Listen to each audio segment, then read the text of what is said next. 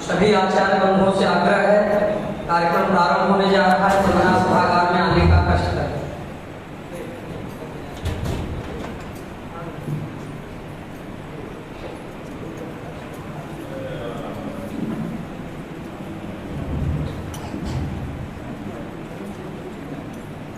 वसुदेव सुतं देवं कंसचाणूरमर्दनं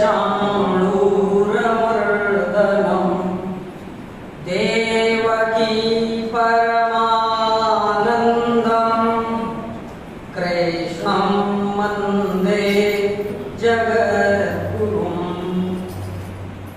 बड़े सौभाग्य का विषय है कि योगेश्वर भगवान श्री कृष्ण का पावन प्राकट्योत्सव भाद्रपद कृष्ण पक्ष अष्टमी तिथि पर रोहिणी नक्षत्र में हुआ था। ऐसे योगेश्वर श्री कृष्ण जिस समय धरती पर अवतीर्ण हुए उस समय कहते हैं कि मथुरा का राजा कंस अत्यंत विप्लव मचाए हुए था। ऐसे विप्लव की बेला में उसी कंस की बहन देवकी के गर्भ से योगेश्वर श्री कृष्ण का प्राकट्य होता है और उसके बाद उन्होंने अपने लीला के माध्यम से जो कुछ किया वह आज हम सब के लिए मननीय होता है। ऐसे योगेश्वर भगवान श्री कृष्ण का जन्मोत्सव मनाने के लिए ज्वाला देवी सरस्वती विद्या मंदिर कॉलेज मिलांस प्रयाग में आज हम सब एकत्रित उपस्थित हुए हैं। ऐसे शुभ अवसर पर इस कार्यक्रम का प्रारंभ करते हुए हम भारतीय शिक्षा समिति पूर्व उत्तर प्रदेश के सह मंत्री श्रीमान चिंतामण सिंह जी एवं कार्यक्रम के अध्यक्ष श्रीमान इकबाल सिंह जी से निवेदन करते हैं कि भगवान श्री कृष्ण के प्रतिमा के समक्ष पुष्पार्चन करके कार्यक्रम को प्रारंभ करने की कृपा करें।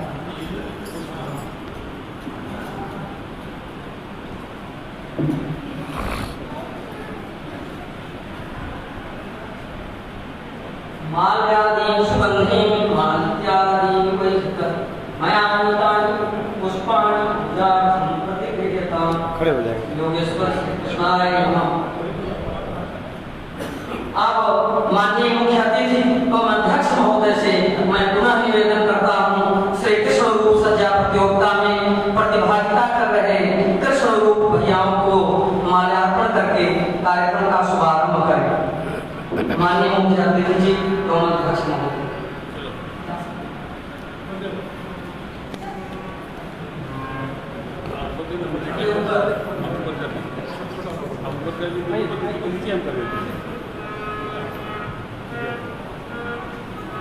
आज विद्यालय में प्रथम बार कृष्ण रूप सज्जा प्रतियोगिता हो रही है।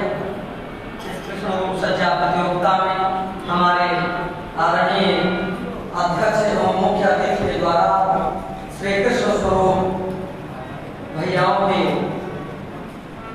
सज्जा में उपस्थित होने पर उनको माल्यार्पण करके सम्मानित किया जा रहा है।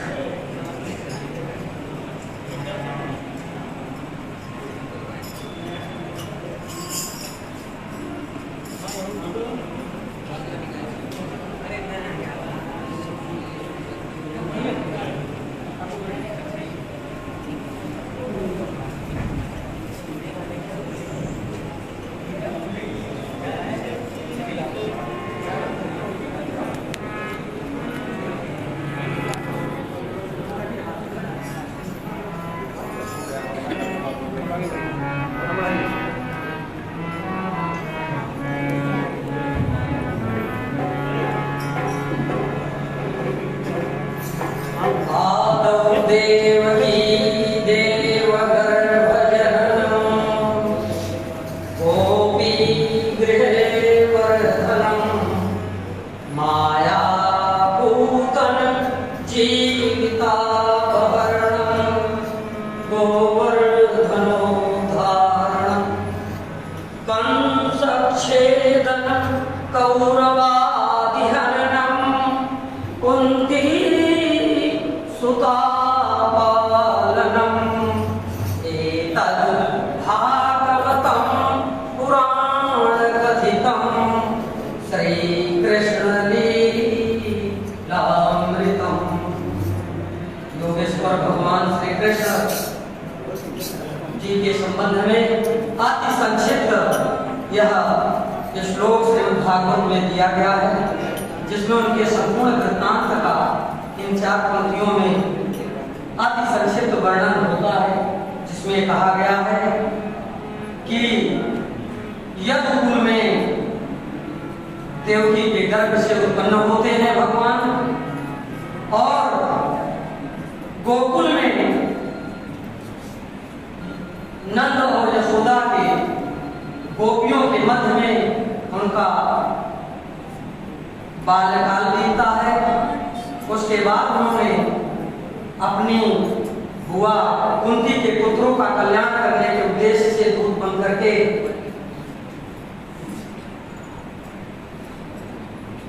हस्तिनापुर जाते हैं, और उनकी बात सुनी होती है, और परिणाम हम सब जानते हैं कि क्या होता है, और अंत में धर्म की विजय होती है और अधर्म पराजित होता है। भगवान ने स्वयं संकल्प किया था, यदा यदा धर्मस्य ग्लानिर्भवति भारत अभ्युत्थानम् अधर्मस्य तदात्मानं सृजाम्यहम् परित्राणाय साधूनां विनाशाय च दुष्कृतां धर्म संस्थापनार्थाय शम्भवामि युगे। इसी तरह से अंत में कि भगवान की प्रतिज्ञा है, सतयुग त्रेता द्वापर और कलयुग जब जब मन धर्म की हानि बाढ़े असुर अधम अभिमानी तब तब प्रभु हरि मनो शरीरा हरण सदा सज्जन पीरा। भगवान की प्रतिज्ञा के अनुसार ही निज निर्मित माया तन, निज इच्छा निर्मित तन माया को पार अपनी इच्छा से भगवान द्वापर में देवकी के गर्भ से प्रकट होते हैं, और अपनी लीला माधुर्य से संपूर्ण जगत को मोहित करके अंत में जो उनकी सच्ची भक्त किए उनको अपने परम धाम दे करके सबको उपकृत किए भगवान श्री कृष्ण। ऐसे इस जन्मोत्सव के शुभ अवसर पर इस कार्यक्रम के संयोजक श्रीमान गणेश आचार्य जी से मैं निवेदन करता हूँ कि आप आकर के अपने अमृतोपम वाणी से भगवान श्री कृष्ण के चरित्र को गुणानुवाद प्रस्तुत करें, जैसे हम सब लाभान्वित हो सकें। श्रीमान गणेश आचार्य।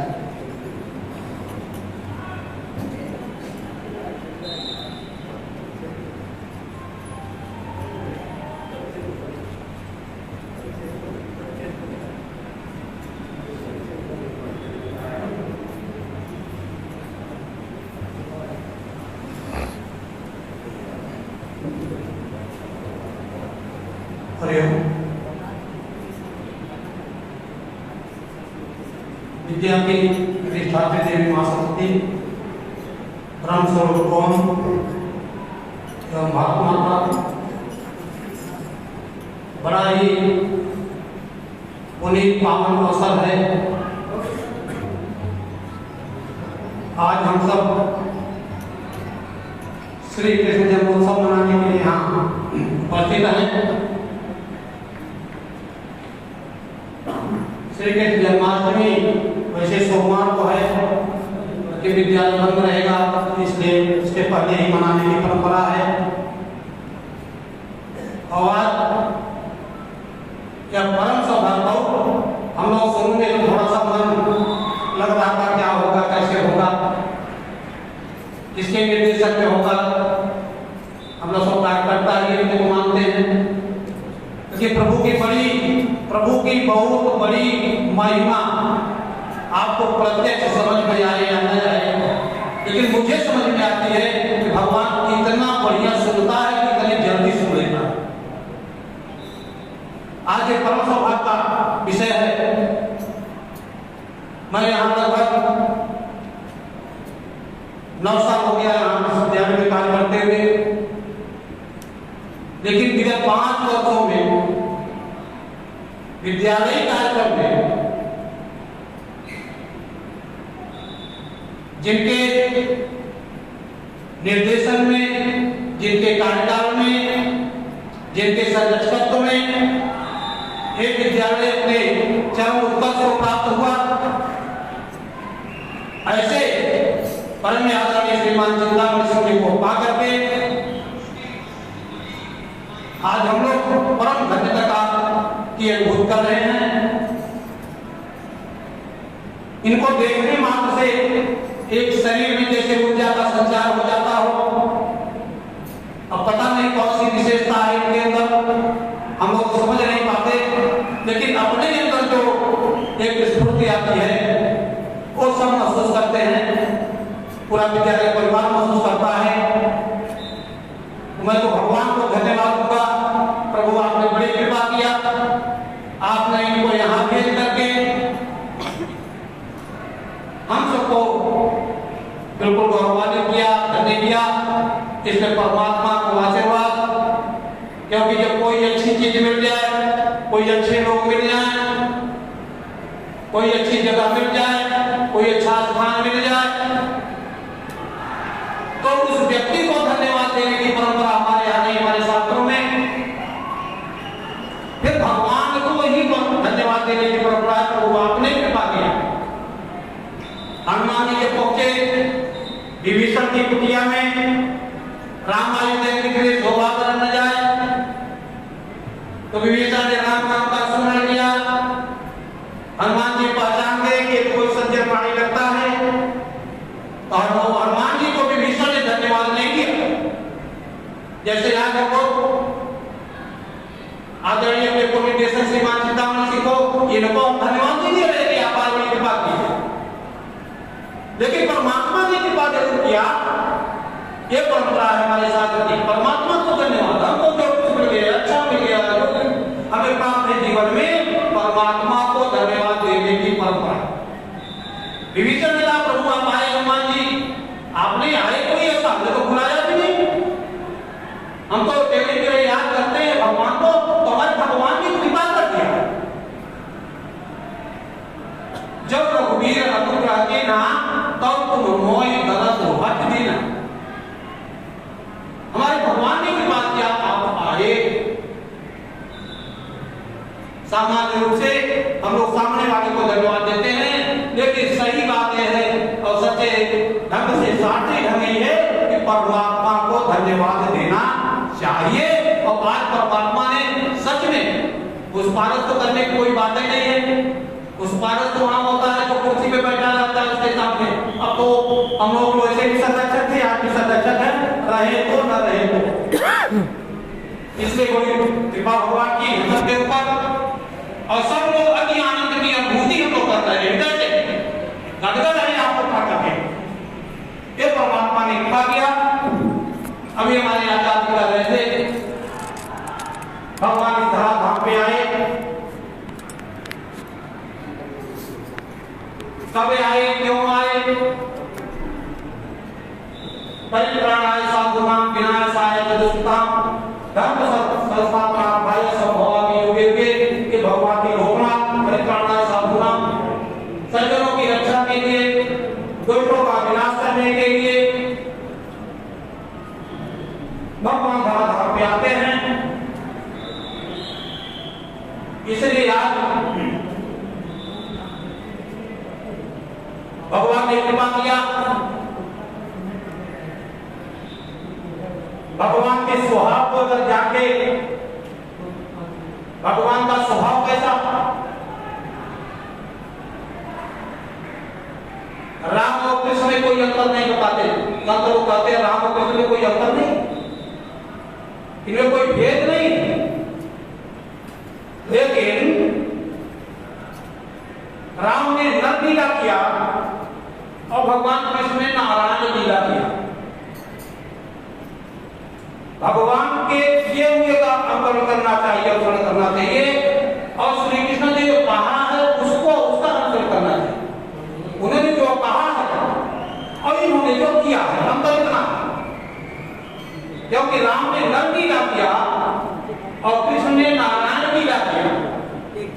वो सबके बस की बात नहीं, वो नारायण ही कर सकता है।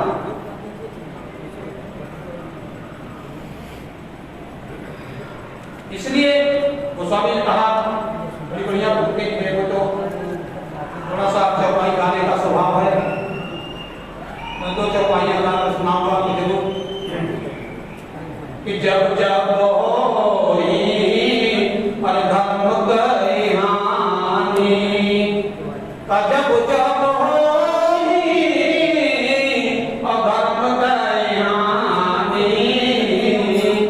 बारही असुर और अधमय अभिमानी, तब तब धरी। जब ऐसी स्थिति बनती है तो क्या होता है? तब तब धरी प्रभु अरे विविध शरीरा, हरि कृपा निधि सज्जन पीरा। भगवान का स्वभाव पत्रम पुष्पम फलतो यदि होगे भक्त्या प्रचति। हमारे भगवान कहते हैं पत्रम पुष्पम फलतो यदि, ऐसा कोई सरल ठाकुर दुनिया में मिलेगा नहीं। किसी संसारी रिश्तेदार आवे, कहिए दीजिए आपको खाने के लिए जल देता हूं, पत्ता देता हूं, फूल देता हूं, लेकिन हमारे भगवान कितने जो कुछ जिसके पास यदि सरल, भगवान बहुत सरल, बहुत सरल। भगवान के साथ सरल दुनिया, इसके सरल को पहचानना मुश्किल है, कठिन है, टेढ़े को पहचानना सरल, अंदर से सरल।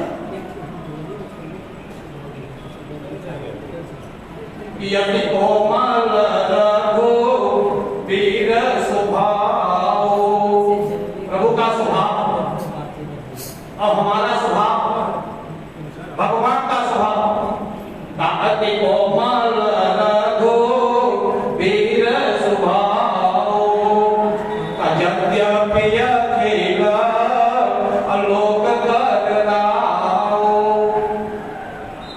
जो पूरे चराचर ब्रह्मांड का राजा है, नायक है, मालिक है, उसका स्वभाव कैसा? अति कोमल रघुवीर स्वभाव, यद्यपि अखिल आलोक कर राव। बिना बिना कान के सुन लेता है, बिन वाणी वक्ता पर योगी, कर्म चले कर्म के दिनाना, बिन पद चले सुनई बिन गाना, आनंद रही सकल रस भोगी, बिन वाणी वक्ता पर योगी। बिना बिना मुंह के बोलता है, बिना कान के सुन लेता है, बिना आंख के देखता है, बिना पैर के चलता है। अस सब भांति अलौकिक करनी, महिमाय मीत जाय नहीं बरनी। हमारे गोस्वामी ये लिखे, यस प्रभु छाई, लेकिन ये मन जल्दी सब कुछ करता है, लेकिन भगवान के स्मरण में, भगवान के भजन में, भगवान के लोगों से मिलने में, भगवान के स्थान में जाने में बहुत भागता है, बहुत भागता है। बार बार बार बार बार बार पकड़ के लगाना पड़ता है। चलो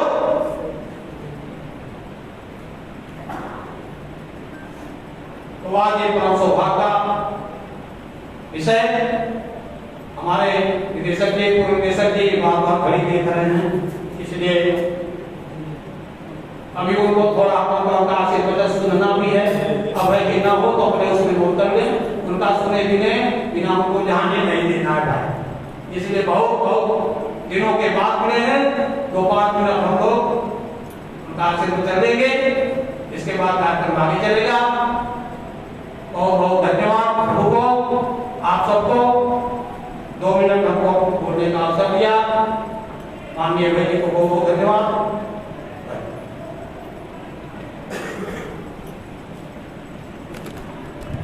धन्यवाद आचार्य जी, गागर में सागर भर करके आप हम सबको भगवान की भक्ति में भक्ति रस में डुबो दिया है। ऐसे ही भक्ति माधुर्य को आगे बढ़ाते हुए हम विद्यालय के संगीताचार्य सतोनाचार्य जी से निवेदन करते हैं कि अपने संगीत के माध्यम से भगवान कृष्ण के जन्म को चरितार्थ करने के लिए आप गीत प्रस्तुत करें।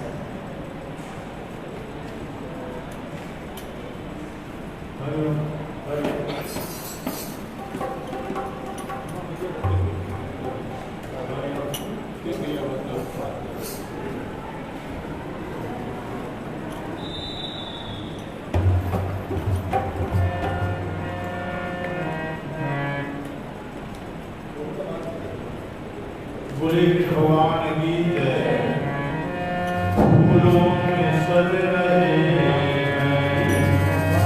फूलों में सज रहे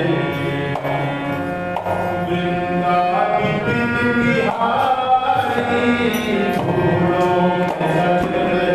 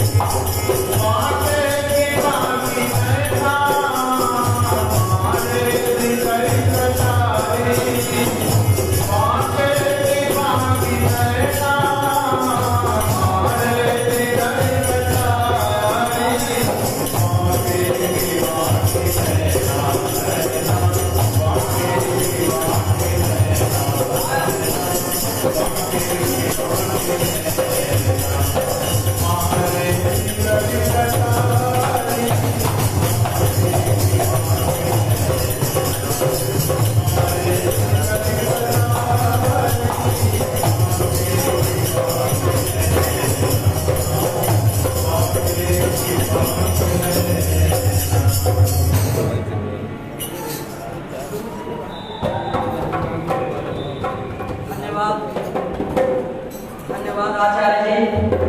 आपके स्वर माधुर्य ने सभा में एक विशिष्ट ऊर्जा का संचार कर दिया है।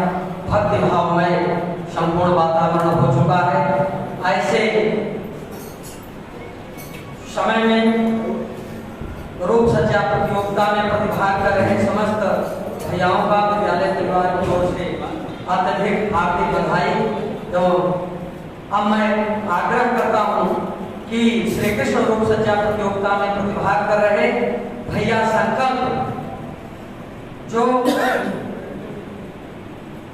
अनेकों बाल कलाकार के रूप में अपनी ख्यात बना रहे हैं, अनेकों विशिष्ट मंचों पर उन्होंने अपने कार्यक्रम प्रस्तुत किए हैं और बड़े हर्ष का विषय है कि हमारे विद्यालय के छात्र हैं, होनहार हैं, इनका भविष्य उज्ज्वल है। अब भैया संकल्प से मैं निवेदन करूंगा कि भगवान कृष्ण के रूप में आप कृष्ण नाट्य प्रस्तुत करेंगे। सब लोग के सामने सहर्ष प्रस्तुत।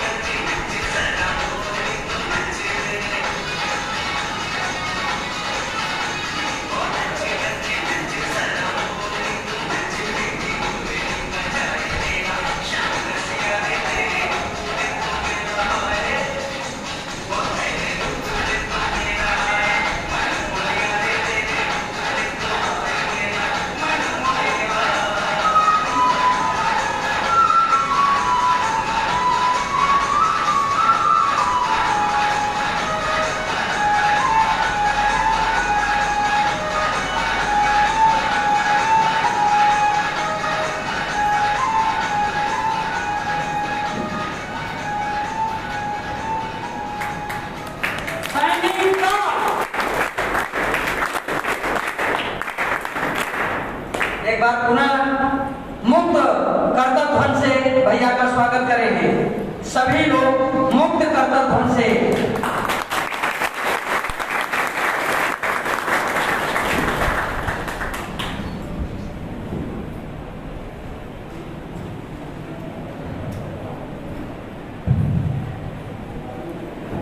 भैया के द्वारा बहुत सुंदर प्रस्तुति हुई। सबका मंत्र मुग्ध कर देने के बाद अब मैं भारतीय शिक्षा समिति पूर्वी उत्तर प्रदेश क्षेत्र के सह मंत्री विश्वविद्यालय के मार्गदर्शक एवं मुखिया श्रीमान चिंतामणि सिंह जी, जो इस कार्यक्रम के मुख्य अतिथि हैं, मैं आपसे सादर निवेदन करता हूं कि आप आकर के हम सबको इस कार्यक्रम में आशीर्वचन प्रदान करने की कृपा करें।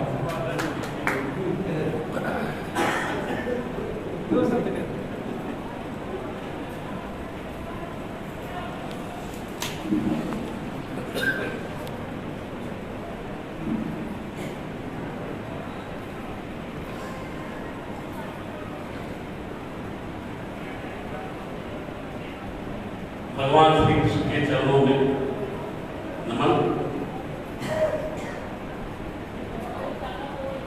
आज जिनका ये दिन सब मना रहे हैं, अगर इनका जीवन देखेंगे तो कितना संकटमय संघर्षशील थे। जिनका जन्म से पहले जिनके माता पिता कारागार में, जन्म के समय जो महीना बरसात का भाद्र पर घनघोर वर्षा, रात्रि के 12 बजे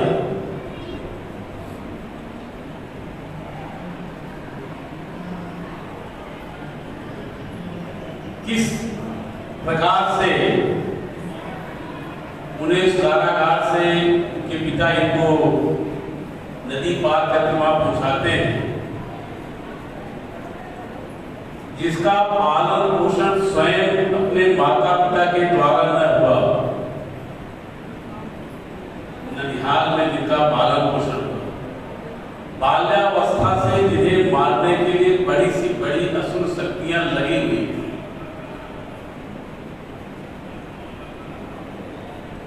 लेकिन इन सब संकटों का बड़े ही खेल खेल में जिसे कहते हैं, सबका संहार करने शुरू कर दिया।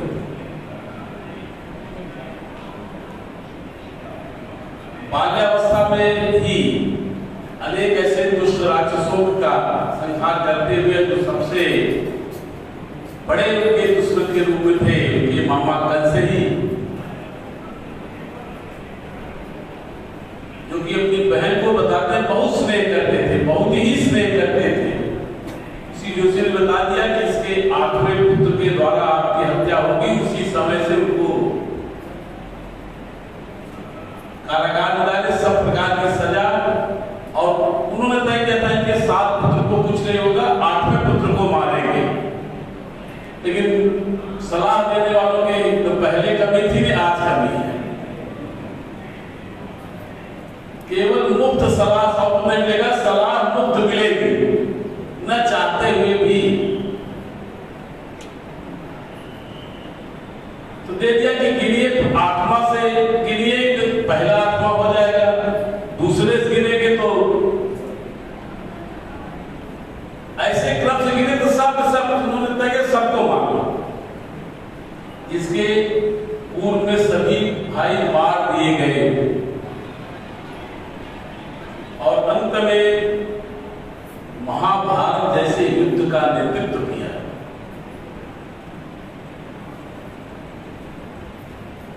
अर्जुन को युद्ध के मध्य में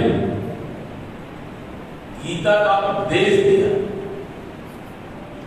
जो आज सभी के लिए मार्गदर्शक के रूप में है और आगे रहती रही। और अंत में मृत्यु भी बताते हैं, अकेले कोई नहीं था, एक पहेली द्वारा बाण से मारे गए, तल में बाण लगा। अब सोच लीजिए कि तो इतना संकट में जीवन, लेकिन कभी अपने कर्म से, अपनी लीला से कभी पीछे नहीं करते गए। ताते उन्होंने अर्जुन को उपदेश में दिया था कि देखिए, कोई भी काम आप करेंगे, जब तक समाज का सहयोग नहीं पाएंगे, आपका काम प्रभावी नहीं हो सकता। महाभारत जैसे युद्ध में भी उन्होंने कहा था कि आप 5 गांवों की मांग करते रहिए, मांग तो 5 गांव करिए। समाज के भाई हम तो समझौता चाहते हैं, तुम्हारे 5 गांव मिल जाए, समझौता कर लेंगे, लेकिन अपनी तैयारी, युद्ध की तैयारी में किसी प्रकार की कोई कमी नहीं होनी चाहिए, उसकी तैयारी करते रहना। और उसके आधार पर पांडवों के साथ पूरा समाज खड़ा हो गया, मन से, हृदय से। सभी को विश्वास था कि पांडव धर्म पे है, गौरव अधर्म पे। ये भी मिलता है कि जब किसी तरह दुर्योधन इस बात को स्वीकार कर लिया कि ठीक है, हम 5 गांव दे देंगे, भाई उसके लिए अंगराजकरण को पूरा अंगराज देश ही दे दिया, तो 5 गांव क्या था?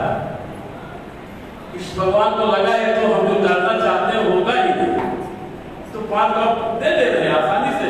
और पांडव भी खुश हो गए, ठीक आपने कहा था 5 गांव मिल रहा है। कृष्ण भगवान ने वहां पे अपनी चाल चली बताई हमारे गणेश जी, भाई गणेश जी जैसे व्यक्ति विद्वान, मैं तो इनके ऊपर तरस खाता हूं, इतनी प्रतिभा लिए पड़े हैं, मैं जब था तब भी मैंने इनसे आकर कहता था छोड़ो ये सब बंद करो, लेकिन पता नहीं तुम क्या मन में है, करेंगे आज नहीं कल भी करना है, पक्का बताए। तो वो नर लीला में नारायण लीला है, इन्होंने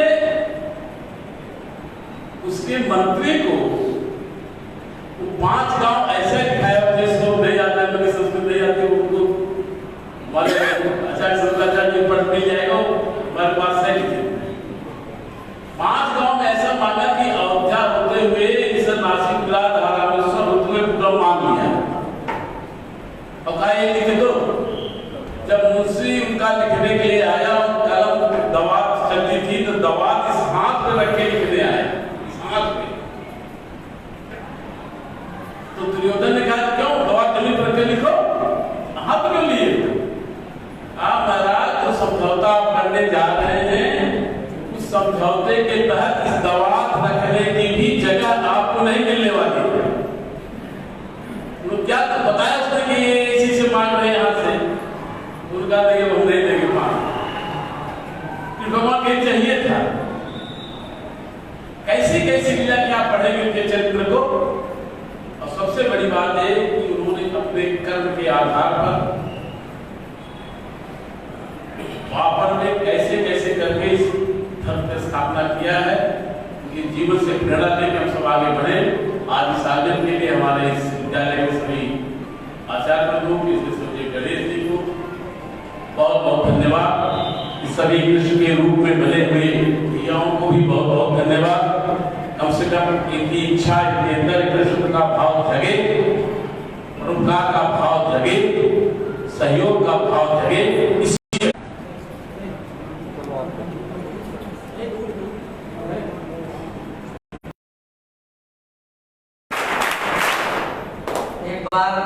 माननीय शाह मंत्री जी के उद्बोधन पर उत्प्रेरित होकर के हम सबको मुक्त कर्तव्य ढंग से उनका स्वागत करना चाहिए।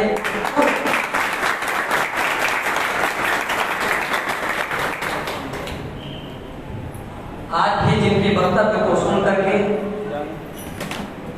ऊर्जा का संचार हो जाता है एवं अपने कर्तव्य प्रति की ओर आगे बढ़ने के लिए प्रेरणा मिलती है, ऐसे यशस्वी शाह मंत्री जी के उद्बोधन से हम सब प्रेरित हैं और कार्यक्रम को हम कार्यक्रम के अध्यक्ष श्रीमान इकबाल नारायण सिंह जी से आह्वान निवेदन करते हैं कि आप आकर के हम सबको आशीर्वचन प्रदान करें।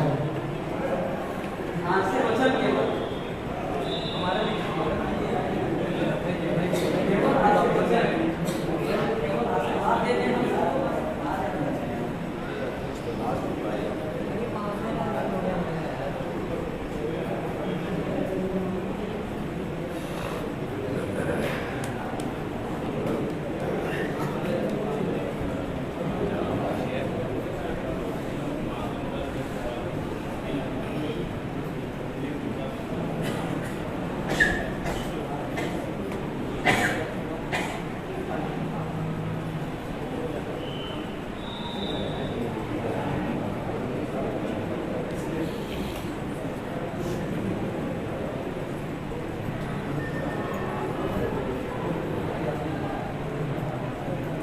सिंपल बताते हैं सभी का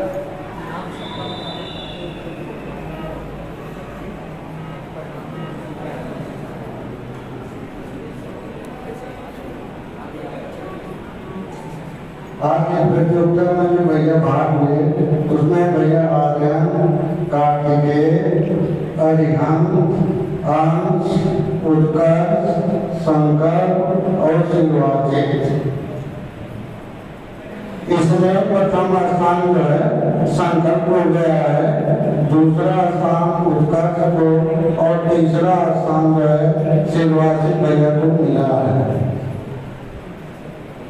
इस तरह से आज की प्रतियोगिता जो है संपन्न हुई है और हमारा आग्रह है, हमारा निवेदन है कि आगे भैया इसी प्रतियोगिता में भाग लेते रहें और अपना स्थान बनाते रहें।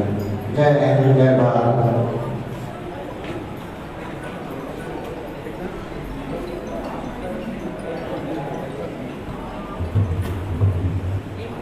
धन्यवाद अध्यक्ष जी, आपके द्वारा सभी भैयाओं को प्रोत्साहन प्रदान किया गया और बताया गया कि पुरस्कार तो किसी प्रथम द्वितीय तृतीय को ही प्राप्त होते हैं, लेकिन सबका प्रयास सराहनीय रहा।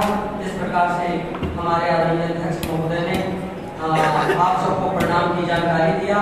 आगे चल करके आप सबको बाद में पुरस्कृत किया जाएगा। अब कार्यक्रम को आगे बढ़ाते हुए विद्यालय के भैया जो अत्यंत होनहार हैं से निवेदन है कि अपने एक भजन के माध्यम से कार्यक्रम को पूर्णता प्रदान करें।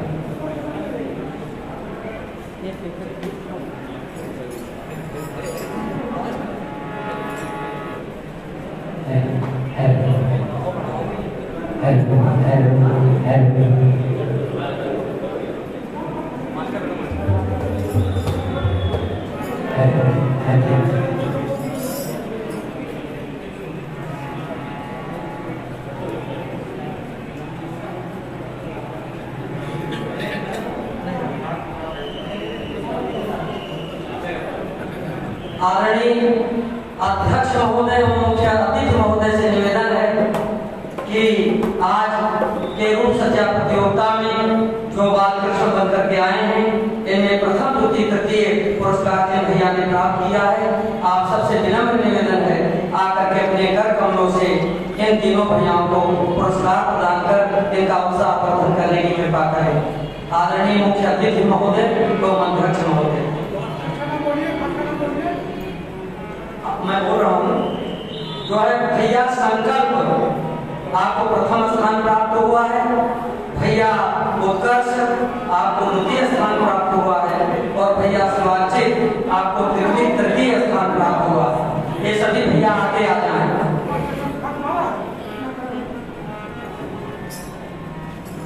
भैया संकल्प आपने प्रथम स्थान प्राप्त किया है, आपको बहुत बहुत बधाई। मुख्य अतिथि एवं अध्यक्ष महोदय से निवेदन करता हूँ कि भैया को पुरस्कार प्रदान कर इनका उत्साह वर्धन करें। सैनिक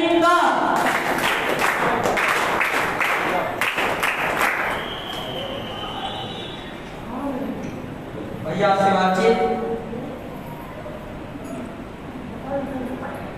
सैनिक